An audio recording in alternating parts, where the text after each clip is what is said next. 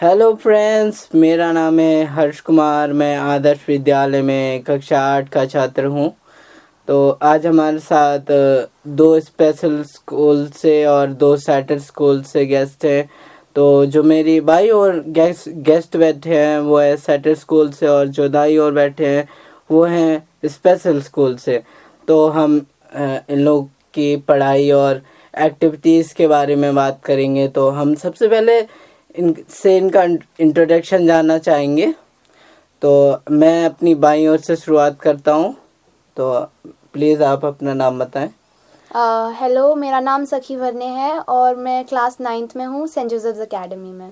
Hello, मेरा नाम यक्षिका नयाल है। मैं सोलर जोम सीनियर सेकेंडरी स्कूल में पढ़ती हूँ और मैं क्लास 6th में हूँ।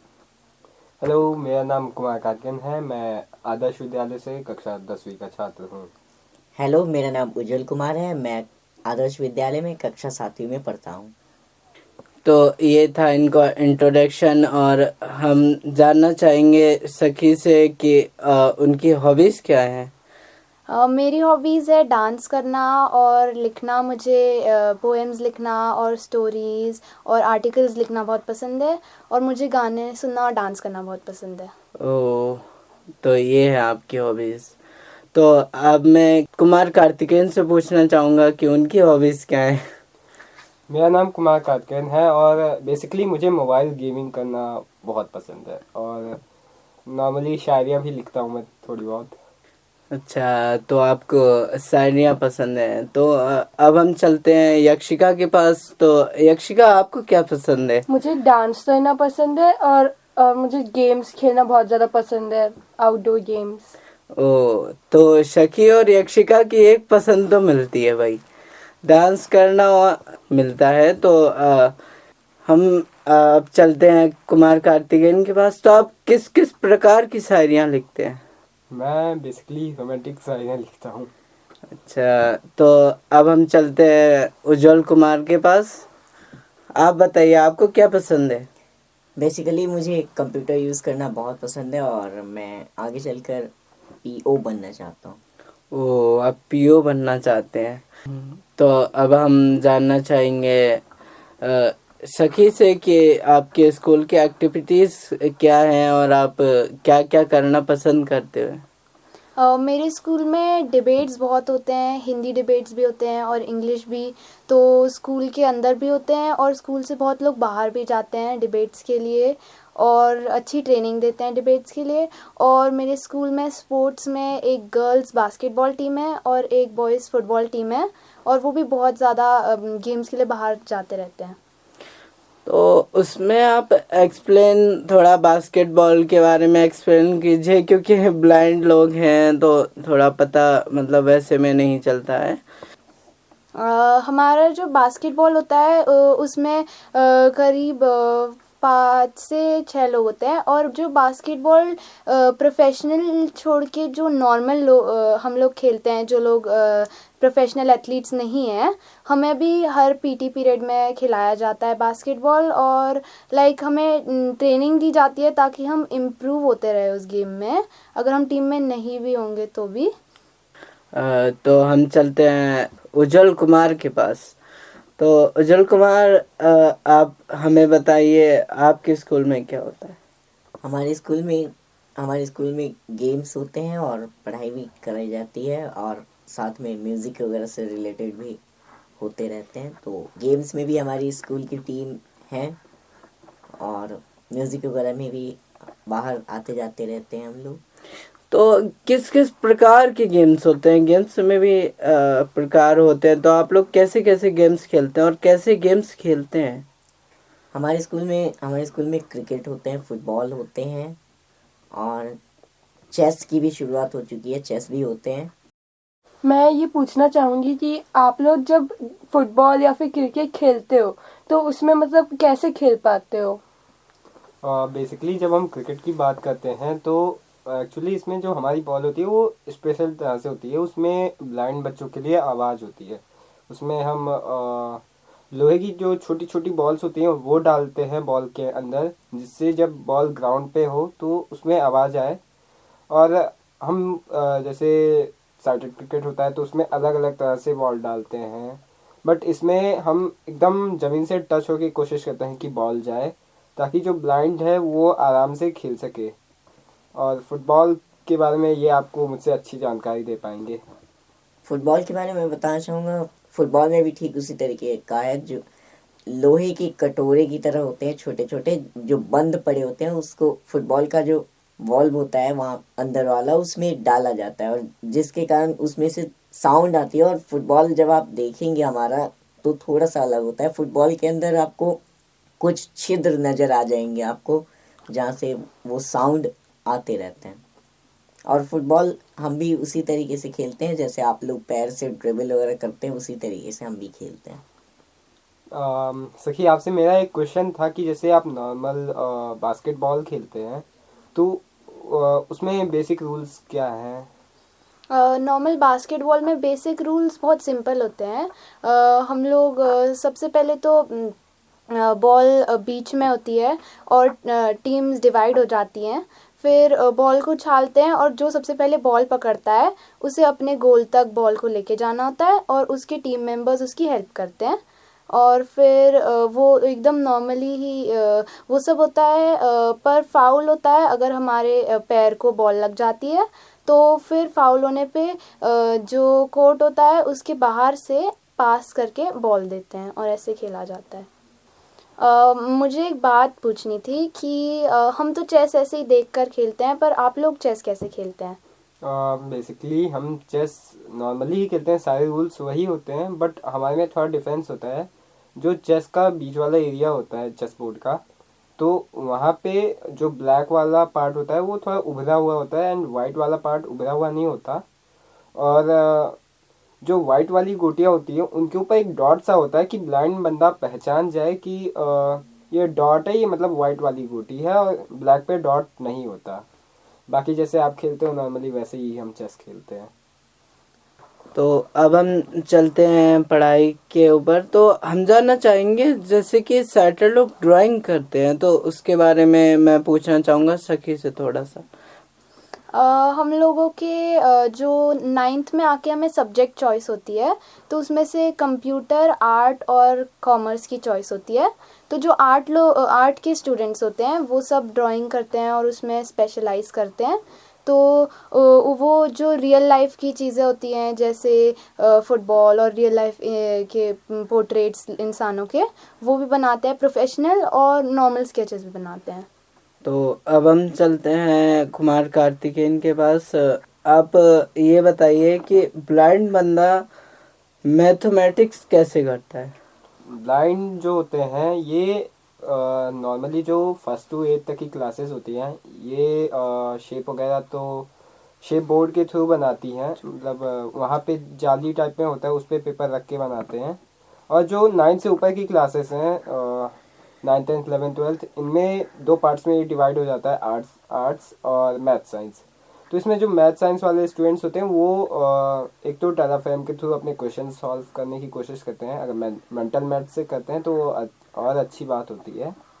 नॉर्मली ज्योमेट्री किट से वो अपने शेप्स वगैरह बनाते हैं। मैं जानना चाहूँगा सखी से कि उन्होंने 9th में अभी क्या लिया हुआ है।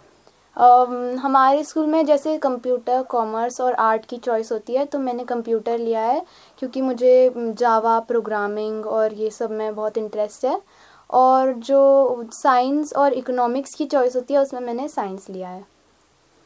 मैं ये पूछना चाहूँगी कि आप लोग जब पढ़ते हो तो आप अपनी चीज़ें जो आपको लिखनी होती है वो आप किस तरीके से लिखते हो, किस माध्यम से?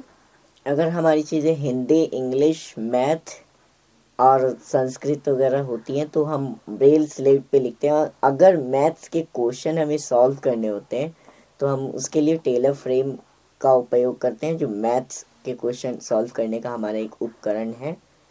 तो यहाँ पे मैं यक्षिका से जानना चाहूँगा कि आपके पास अभी 3 साल हैं, तो अभी से आपको क्या लगता है आप 9th में क्या ले सकती है?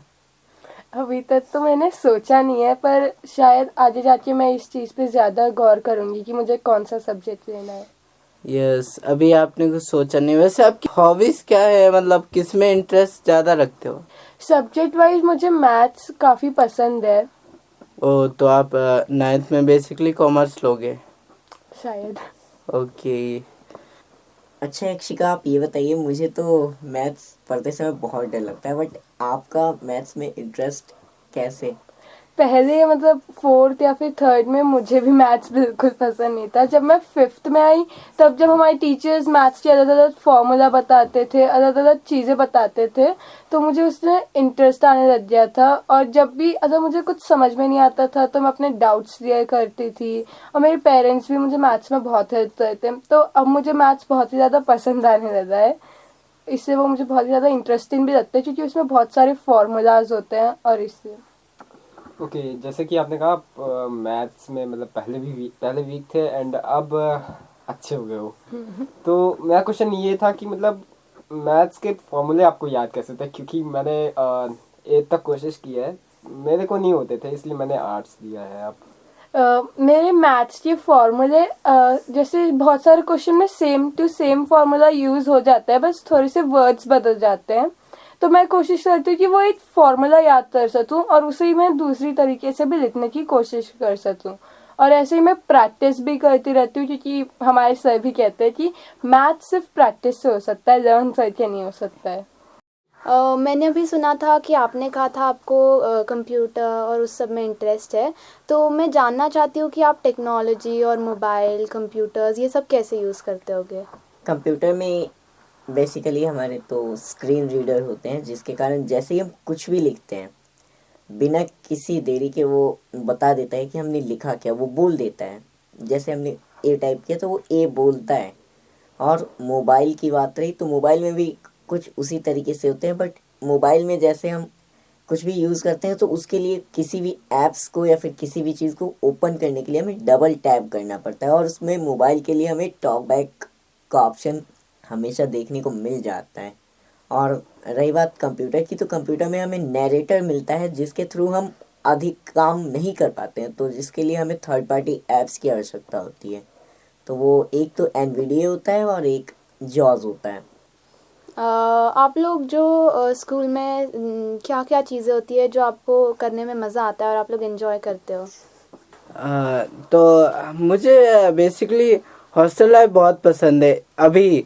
और पहले तो मेरे साथ ये सीन था जब मैं शुरू शुरू में 2017 में जब यहाँ पे आया था, तो मुझे हॉस्टल लाइफ बिल्कुल बेकार लगती थी। जब मैंने यूट्यूब पे एक बार साइड इफ़ेक्ट्स देख रहा था हॉस्टल लाइफ के, तो मुझे 3 और 2 का कॉम्बिनेशन मिला। मतलब 2 थे डे स्कॉलर्स के लिए और 3 थे हॉस्टल लाइफ वालों के लिए। तो मुझे हॉस्टल लाइफ बहुत पसंद है। अब मैं सखी आपसे जानना चाहूँगा, आपको क्या पसंद है? म्यूज़िक मुझे इंग्लिश गाने सुनना, हिंदी और कोरियन और स्पेनिश सब टाइप के पसंद है। और जो जोक्स और वो सब है, मुझे तो कॉमेडी चीज़ें देखना बहुत पसंद है। ओके, तो आप मतलब लगभग मेरे से तो काफ़ी अलग सुनती हैं, क्योंकि इंग्लिश सॉन्ग मेरे को बिल्कुल पसंद नहीं है। और मैं अब जानना चाहूँगा कार्तिकेयन से कि आपको क्या पसंद है? मुझे रैप सुनना बहुत पसंद है। ओ, ये सेम मेरे को यही चीज़ रैप और पंजाबी गाने बहुत पसंद है। अब मैं जानना चाहूँगा उज्जवल से कि आपको क्या पसंद है? वैसे तो मैं बिहार से हूँ, तो मुझे भोजपुरी गाने सुनना काफ़ी अच्छा लगता है, और वैसे अगर बात किया जाए तो हिंदी और हरियाणवी और पंजाबी गाने भी सुन लेता हूँ, अच्छा लगता है। वो तो समझ में ही आता है जिस प्रकार से आप हमारे साथ रहते हैं। अब मैं यक्षिका से जानना चाहूँगा कि उनकी पसंद म्यूज़िक को लेकर क्या है?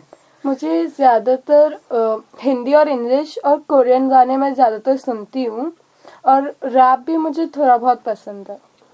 यक्षिका, जैसे आपने कहा आपको रैप सुनना पसंद है, तो आपका फेवरेट रैपर कौन है? जैसे इंडिया में बहुत से रैपर्स हैं इस टाइम, और कुछ नए। मेरा तो मुझे क्योंकि रैप में ज़्यादा इंटरेस्ट नहीं है, तो मतलब मेरा फेवरेट रैप नहीं है, पर मैं रैपर नहीं है, पर मैं सुन लेती हूँ लाइक कभी कभी, बहुत ही कम। तो यार, जैसे कि आप लोगों ने बोला आप लोगों को सिंगिंग मतलब गाने बहुत ज़्यादा पसंद है, तो यार एक एक करके अपने मतलब अपना गाना भी सुना दो यार आप लोग, क्योंकि मुझे गाना आता नहीं है या रैप नहीं कर पाता हूँ मैं सुनना पसंद है। आप लोग एक एक करके सुना दो। उज्जवल से स्टार्टिंग करते हैं। चलिए, आपके आग्रह को स्वीकार करते हुए मैं भोजपुरी गाना सुनाने जा रहा हूँ। हमारे खातिर तोहरा के दुनिया में भेजोले बारे, हमारे खातिर तोहरा के दुनिया में भेजोले बारे, भगवान बड़ी फुर्सत से तोहरा के बनोले बारे। अब आप लोग कुछ सुनाइए। तो हर्ष, मैं आपसे रिक्वेस्ट करता हूँ अब। मेरे तो फेवरेट सिंगर जुबिन नौटियाल ही रहे हैं, तो हम उनका एक गाना सुनाने जा रहे हैं, जिसका है खुशी जब भी तेरी, जिसके बोल हैं सारी गलियां तेरी जगमगा दूंगा मैं, हर सुबह तेरी खुद को बना दूंगा मैं, सारी गलियां तेरी जगमगा दूंगा मैं, हर सुबह तेरी खुद को बना दूंगा मैं। यही बस थोड़ा सा गुनगुना लेते हैं। तो सखी, मैं आपसे सुनना चाहूँगा कोई वेस्टर्न सॉन्ग। आप दोनों तो वैसे गाने में बहुत अच्छे हैं, बट सैडली मेरे को बिल्कुल अच्छे से नहीं आता है। कोई नहीं, कोई दो लाइन कोई दो लाइन जो आपकी फेवरेट हो। तो मैं टर्किश रैप के थोड़े लिरिक्स सुना सकती हूँ। Sesver Adana Zirva Den Selam Durmak yok homi patlamaya devam. Yok bundan sonra siyasi aflam. Uçuyor yıldızlara müptezel bayan. Harmaner baba nerede çat çafer. Gerdiye bu paketler benim dermane. Hoppa yavaşça açıldı fermanem. Sakın kaçmak yok ville dezmanem. Thank you. Wow, actually मतलब समझ तो मुझे नहीं आया, सिर के ऊपर से बाउंसर मार के गया है, बट सुनने में अच्छा लगा मुझे। समझ तो मुझे भी नहीं आता है वैसे। गाना बिल्कुल भी अच्छे से नहीं आता है। लाइक मैं सुनती हूँ और फिर मैं थोड़ी देर बाद भूल जाती हूँ। सो सैडली मैं नहीं सुना सकती। जब आप लोगों ने कहा कि कॉमेडी, सखी और यक्षिका, आपने कहा आपको कॉमेडी पसंद है। मुझे नहीं है। मैं आप तीनों से पूछना चाहूँगी कि आप तीनों बड़े होके क्या बनना चाहते हो। सो सबसे पहले आप शुरू कर सकते हैं हर्ष। मैं बड़ा होके सिंगर बनना चाहता हूँ। हमने आपको गाते हुए सुना तो समझ में आया है कि आप बहुत अच्छा गाते हैं। मैं बड़े होकर पीओ बनना चाहता हूँ, क्योंकि मुझे कंप्यूटर यूज़ करना बहुत अच्छा लगता है, और कभी कभी कुछ राइटिंग वगैरह भी कर लेता हूँ, पोएम वगैरह।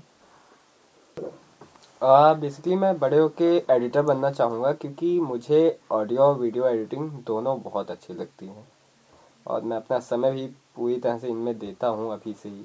तो हो सकता है मैं आगे चल के एडिटर ही बनूँ। आप हमारे स्टूडियो में आए हो और आपने हमारे साथ टाइम स्पेंड किया है, तो आपको कैसा लग रहा है यहाँ आके? मुझे बहुत अच्छा लग रहा है यहाँ के, और जो मेरे बहुत से डाउट्स थे कि आप लोग कैसे पढ़ाई और स्पोर्ट्स और वो सब करते होंगे, वो क्लियर हो गए हैं, और मुझे आप लोगों को जान के बहुत अच्छा लगा। मुझे भी यहाँ की बहुत अच्छा लगा, और मुझे बहुत सारी चीज़ें पता चली कि आप लोग खेलते कैसे और पढ़ाई कैसे करते हैं, तो इससे बहुत अच्छा। तो आप हमारे साथ और भी कार्यक्रम में भाग लेंगे? हाँ, ज़रूर लेंगे। हमें काफ़ी अच्छा लगा कि आज हमारे साथ 2 स्टूडेंट नए थे जो जुड़े, और उनसे हमारी बातचीत हुई। उनसे भी हमें बहुत कुछ जानने को मिला, और आशा है कि वो भी हमसे बहुत कुछ जाने होंगे, सीखे होंगे।